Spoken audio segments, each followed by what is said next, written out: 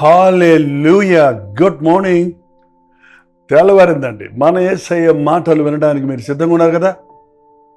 ఓహో, మీకు ఉదయమే అనుకూలం అవ్వకపోతే మీకు అనుకూలమైన సమయంలో వీక్షిస్తున్నారా?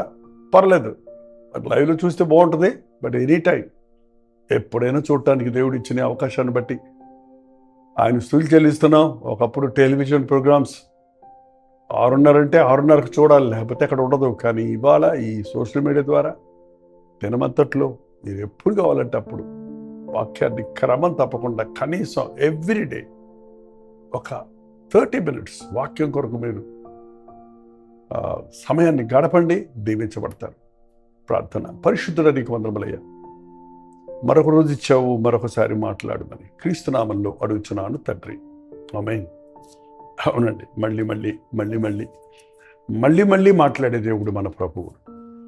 ఆయన మాటల్లో సారం ఉంది. ఆయన మాట్లాడినట్లు ఏ మనుషుడు ఎన్నడూ మాట్లాడతాం వినలేదని ఆయన్ని బంధించడానికి వచ్చిన భటులు ముగ్ధులైపోయి వారు వచ్చిన పని మర్చిపోయారు. నిజంగా యేసయ్య మాటలు జీవపు ఊటలు. అవి శ్రద్ధగా వినేవారికి, విశ్వసించే వారికి అద్భుతాలు జరుగుతాయి. ఆయన మాటలన్నీ పొందుపరిచి ఈ రోజున పరిశుద్ధ గ్రంథంగా మనకి ఇవ్వబడి ఉన్నాయి. దేవుని మనస్సును, దేవుని చిత్తాన్ని, దేవుని గొప్పతనాన్ని మనం ఎరగాలంటే ఆయన లేఖనాలను మనం పఠించి ధ్యానించటం, అభ్యాసం చేసుకోవాలి. వ్యక్తిగతంగా మీరు దేవునితో సహవాసం చేయటం, ఆయన వాక్యాన్ని చదివి ధ్యానించటం, ప్రార్థించటం, అభ్యాసం చేసుకోండి.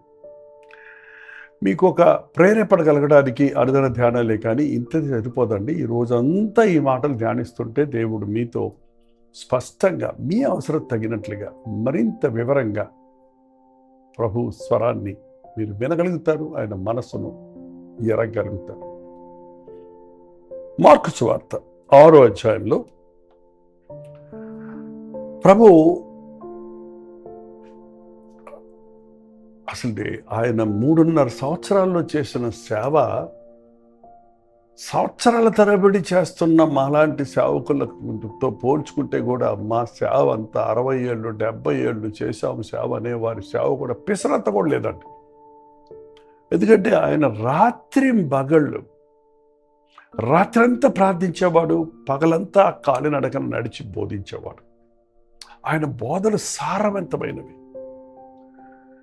ఆయన భోజనం చేయడానికి కూడా సమయం లేనంతగా ప్రయాసపడుతుంటే ఒకరోజు శిష్యులను పిలిచి మనం కొంచెం అరణ్య ప్రదేశానికి వెళ్దాము అని ఒంటరిగా వారిని తీసుకెళ్ళి వాళ్ళతో కొంచెం మాట్లాడదాం అనుకుంటే ఆ విషయం తెలుసుకున్న జనసమూహాలు ఆ అరణ్యంలోనికి 4 మూలల నుండి వచ్చి ఏనుకంటే ముందు వచ్చి కూర్చొని ఉన్నారట.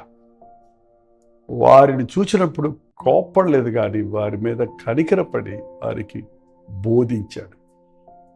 పొద్దుగుంకే వరకు కూర్చున్నారండి. సాయంత్రం అయిపోయింది, టైం మర్చిపోయారు. పొద్దుగుంకుతున్నప్పుడు శిష్యులు వచ్చి చెప్పారు, అయ్యా చీకటి పడిపోతుంది, అరణ్యంలో ఎక్కడ ఆహారం దొరకదు, వారిని ఇళ్ళకి పంపించేద్దాం అని అంటే ప్రభు అన్నాడు, మీ దగ్గర ఏముంది అని అడిగాడు. ఇంతమందికి ఆహారం పెట్టాలంటే ఇంత డబ్బులు కావాలి, మా దగ్గర ఏమీ లేవు, మా దగ్గర డబ్బులు ఏం లేవు. ఇంతమందికి ఆహారం పెట్టాలంటే కూడా ఇటు పక్కన ఇక్కడెక్కడ కొనటానికి కూడా ఎటువంటి షాపింగ్ మాల్స్ లేవు ఇక్కడ అరణ్యంలో కదా, రెస్టారెంట్లు లేవు.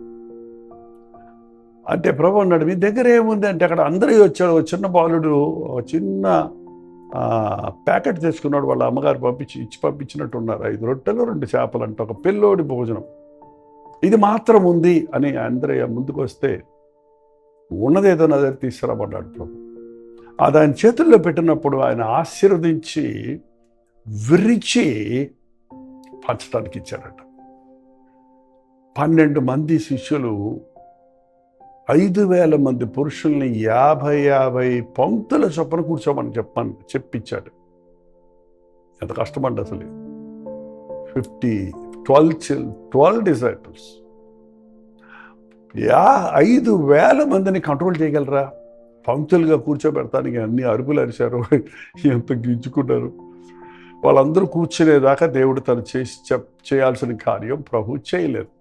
అందరినీ కూర్చోబెట్టి ఇంక స్త్రీలను పిల్లల్ని అదుపు చేయడం కుదరలేదు కాబట్టి వాళ్ళు కాకుండా 5,000 మంది పురుషులు 50 చొప్పున పంక్తులుగా కూర్చున్నారు. కూర్చున్న తర్వాత ఆయన రొట్టె విరిచి శిష్యులకి ఇచ్చి పంచమన్నాడట. ఆ రొట్టెను విరుస్తున్నాడు ఆయన. విరిచినప్పుడు అది డబుల్ అవుతుంది. మనం దేవుని చేతుల్లో విర్రగబడితే మనలో నుంచి గొప్ప ఫలాలు వస్తాయండి. దేవుడు నన్ను ముట్టుకోకు, నా జోలికి రాకు, నా ఇష్టాన్ని విరగొట్టకు, నేను పోగు చేసుకున్న దాన్ని విభజించకు అంటే మన జీవితాల్లో అందుకనే అద్భుతాలు జరగడం లేదండి. ఎంత విరిస్తే అంత అభివృద్ధి. ఆయన విరుస్తున్నాడు, మొక్కలుగా విరిచి 12 మంది శిష్యులకి ఇచ్చే ఆ 12 మంది శిష్యులు, ఒకసారి చదువుతాను చూడండి, బైబిల్లో ఉన్న మాట 6వ అధ్యాయము, మార్కు సువార్త 6వ అధ్యాయము 41 నుంచి చదువుతున్నాను చూడండి.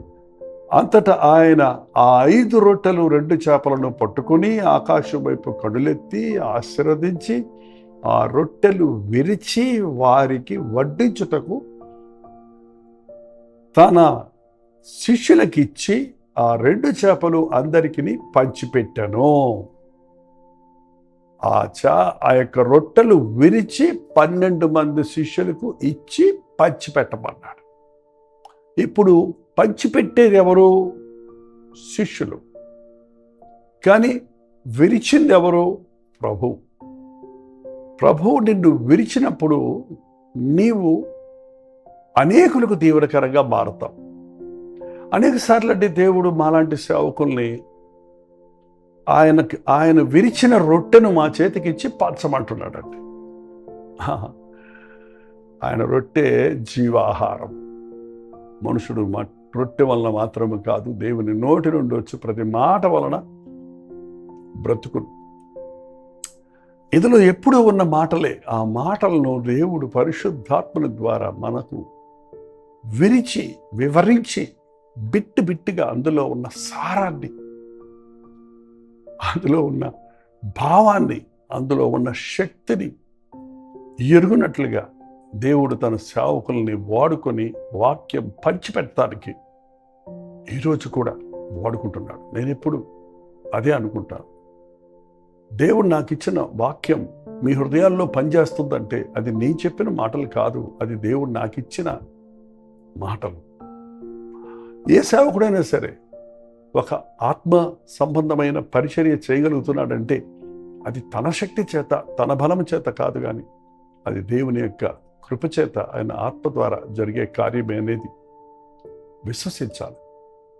వినేవారు, ఇది దేవుని వాక్యము. పౌలన్నాడు తెస్సలోనిక సంఘంతోటి, మేము వాక్యం మీద తీసుకొచ్చినప్పుడు అది మా వలన వినిన మాట, అది దేవుని మాట అని మీరు నిజంగా నమ్మిన మూలాన ఆ వాక్యమే మీలో క్రియ జరిగించింది. అవును, వాక్యము, దేవుని మాటలు క్రియ జరిగిస్తాయి. మనుషుల మాటలు ఏం జరగవు. మనుషులు ఎన్ని మాటలు మాట్లాడతారు, కానీ దేవుని మాట అగ్ని వంటిది, బండలను పగలగొట్టు సుత్త వంటిది, హృదయాలను పరిశీలించే 2 అంచుల ఖడ్గము వంటిది. ఈ రోజున దేవుడు విరిచిచ్చిన మాటలను ఇలాగా ఒక మాట తీసుకొని ఒక 15 నిమిషాలు, ఒక గంట సేపు మాట్లాడటానికి దేవుడు అందులో ఉన్న సారాన్ని లక్షల మందికి, వేల మందికి, లేక వందల మందికి అందించడానికి ప్రభు సాయం చేస్తున్నాడంటే అది సమస్తమైన ఘనత, మహిమ ఆయనకే చెల్లించవలసి ఉంది. పంచేది శిష్యులైన ఇచ్చింది ప్రభు. ఎంత అద్భుతం అండి. 12 మంది శిష్యులు 5,000 మందికి పంచాలంటే అసలు ఎంత అలసిపోయి ఉంటారు. వాళ్ళందరినీ లైన్లో రమ్మనలేదు, ఇప్పుడు లైన్లో రమ్మని పంచుతున్నారు. కానీ వాళ్ళ లైన్లో కూర్చోబెట్టి వాళ్ళ దగ్గరికి వెళ్ళి ఆ 5 లైన్లలో ఉన్న వాళ్ళకి పిచ్చుకుంటూ పోతున్నారు వాళ్ళు. అంటే అన్నిసార్లు ఆ రోజుల్లో మరి కుర్చీలు, డైనింగ్ టేబుల్ కాదు, వాళ్ళు కింద కూర్చున్నారు పచ్చిక బయల మీద. సో వీళ్ళు సేవకులు వంగి ఇవ్వాలి, అక్కడ వంగి ఇవ్వాలి. ఈ రోజున ఒక సేవకుడు కుర్చీలో కూర్చొని ప్రసంగం చేయమని నాకు సలహాలు ఇస్తున్నారండి. నిజమే, వయసు అయిపోయింది, శక్తి చాలటం లేదు కాబట్టి బాగానే ఉంటుంది అనుకుంటున్నాం. Maybe because of the health problem some దైవజనులు కూర్చొని ఇవ్వటం సమంజసమే. దాని విషయమే దేవుడేమి తప్పు పట్టడేమో కానీ చాలామంది వాళ్ళ సోమరితనంతో, నిర్లక్ష్యంతో భక్తులారా నా దగ్గరికి రండి అన్నారే కానీ భక్తుల దగ్గరికి వెళ్ళి దేవుని మాట పంచాలి, ప్రయాసపడాలి, ఇతరుల కొరకు మోకాళ్ళుని ప్రార్థించాలి, ఇతరుల కొరకు పరిచర్య చేయాలి, సర్వీస్. దేవుని సేవకుడు అన్నవాడు మనుషులకు సేవ చేసేవాడు దేవుని నామంలో. మరి 12 శిష్యులు ఎంత అలిసిపోయి ఉంటారో ఒకసారి ఊహించండి. వాళ్ళకి సమృద్ధిగా అది ఇస్తున్నాడు, వాళ్ళు పంచుతుంటే వస్తుంది, పంచుతుంటే వస్తుంది, ఇరుస్తుంటే వస్తుంది. అది దేవుని దగ్గర ఉన్న కార్యం. దేవుడు ఒకేసారి అమానంతంగా కొన్ని వందల టన్నుల ఫుడ్ ఇచ్చి పంచిపెట్టమని చెప్పడం లేదు, కానీ ఆయన పంచొచ్చిన తర్వాత మళ్ళీ ఇస్తున్నాడు, పంచొచ్చిన తర్వాత మళ్ళీ మొక్కలు ఇస్తున్నాడు. కాబట్టి అది అభివృద్ధి పొందింది. యెహోవా ఈరే అనే మాట ఎంత నిజమో తెలుసా? దేవుని మీద విశ్వాసం ఉన్నవాడు నీకున్న దాన్ని దేవుని చేతుల్లో పెడితే అది నీకు సరిపోగా మిగులుతుంది అని నమ్ముతాం. అసలు ఆయన ఎంత క్యాలిక్యులేటెడ్గా అది ఆ రొట్టెను విరిచాడో చూడండి. వాళ్ళకి సమృద్ధిగా ఇచ్చాడు. దేవుడు ఇశ్రాయేలుని అరణ్య మార్గంలో 40 సంవత్సరాలు ఆకాశం మన్నాను కురిపించి పోషించాడట. ఆయనకి క్యాలిక్యులేషన్ ఉందండి, అన్ని లెక్కలు. అసలు బైబిల్లోనే సంఖ్యాకాండం అనే పుస్తకం ఉంది, మీరు ఎప్పుడైనా చదివారా? లెక్కలేసుకోండి, లెక్కలు గుర్తుపెట్టుకోండి, మేలులు గుర్తుపెట్టుకోండి అని ప్రభువు చేసిన మేలులను ఒకటి కూడా మరవకండి అని చెప్తున్నాను చూడండి. కొంతమంది వారి జీవితాల్లో దేవుడు చేసిన మేలు లెక్కించుకోరు. వారు దేవుడు చేస్తున్న కార్యాల గురించి కృతజ్ఞతలు చెల్లించరు. అంతేకాదు దేవునికి మనం లెక్కప్ప చెప్పాలన్న రీతిగా మన మాటలు, మన క్రియలు ఉండాలని కూడా బైబిల్ తెలియజేస్తుంది. తగినంత ఆహారం ఆకాశం నుంచి అన్ని లక్షల మందికి, అన్ని 20 లక్షల మంది అని క్యాల్కులేట్ చేస్తున్నారు. 6 లక్షల కాల్బలం, వృద్ధులు, పిల్లలు, స్త్రీలు కలిస్తే ఇంచుమించు 20 లక్షలు ఉంటారని లెక్కలు కడుతున్నారు. 20 లక్షల మందికి ఎంత ఆహారం కావాలో, వేస్ట్ అవ్వకుండా, తక్కువ అవ్వకుండా, కొంతమందికి లేదని చెప్పక్కర్లేకుండా. మన పెళ్ళిళ్ళు, భోజనాల్లో ఒక్కోసారి వృధా అయిపోద్ది, ఒక్కోసారి ఏమో కొంతమందికి లేకుండా పోద్ది. కానీ పంచిపెట్టేవాడు శుద్ధ మనసుతో పంచిపెడితే, విశ్వాసంతో పంచిపెడితే సమృద్ధి ఉంటుంది. సో శిష్యులకు విశ్వాసంతో పంచిపెడతానికి కృప చూపించాడు. కానీ వారు పంచినప్పుడు కొంత వృధా అయిపోయింది, కొన్ని మొక్కలు పడేశారు. చూడండి, దేవుడిచ్చిన దాన్ని ఏది పడేయకండి. మీ ఆహారాన్ని వృధాపరచుకోకండి, మీ ఆహారాన్ని డస్ట్బిన్లో వేయకండి, దేవుడిచ్చిన దాన్ని వృధాపరచుకోకండి.